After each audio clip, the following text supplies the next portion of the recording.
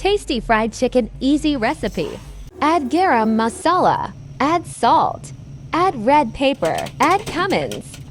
Cover until cooked 75%. Prepare paste as you like.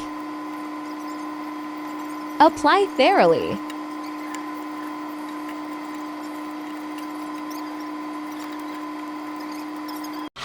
Apply dry chicken masala.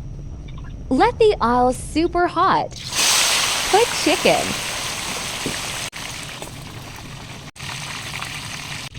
Remove to flip. It's ready in 10 minutes. Garnish it with green chili, mint, and green onion. Enjoy the delicious fried chicken.